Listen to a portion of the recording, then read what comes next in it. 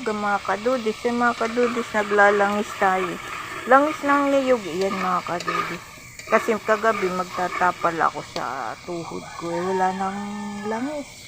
Hindi naman pwedeng itapal to ng hindi mo nilalagyan ng langis mga kadudis. Kailangan may langis to. Ito mga kadudis, nakalimutan ko kung ano pangalan. Tangan-tangan ba? Mga kadudis, paki-comment nyo para alam natin. Nakalimutan ko. Hindi sabi nung bunso ko. Kaya,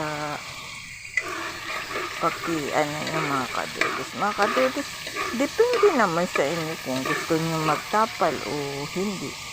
Ako kasi, nakasanayan ko na tuwing may masakit sa katawan ko, tinatapalan ko lang ng ganyan, nawawala na. Saka may pamahit pa po akong iba na ino-order ng anak ko sa Lazada. Mabisa din yun para sa amin eh. Mga kadudis, maraming salamat. Mga kadudis, ngayon? Undas. Ingat-ingat po sa pagpunta ninyo sa sementeryo. Lakas ng ulang kagabi mga kadudis. Kaya abuti na lang, walang gaanong hangin na. Kaya hindi na yung mga trapal-trapal ko sa bubong. Naubusan tayo ng langis, kaya kagabi di ako nakapagtapal tuloy.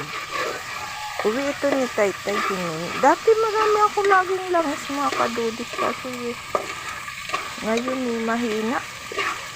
Kunti ang naiuuli ni Taytay na niyog. Nahihingi niya yun sa mga tinatrabahuan ng mga kadudis.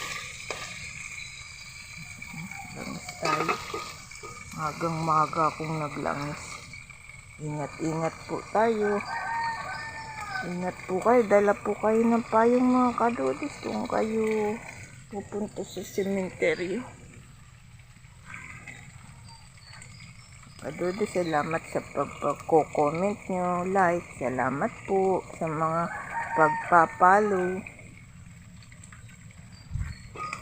Paki-subscribe nyo pa po ako mga kadudis. Excuse.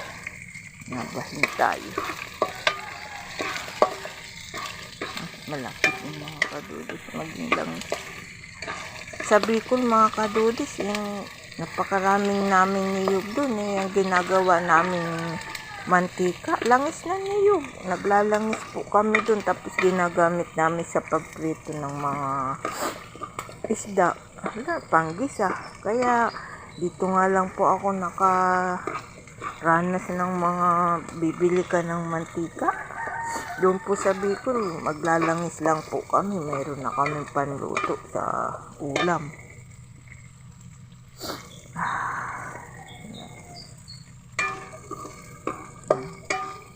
Ganda mga kadudis. Bye-bye po. Salamat mga kadudis.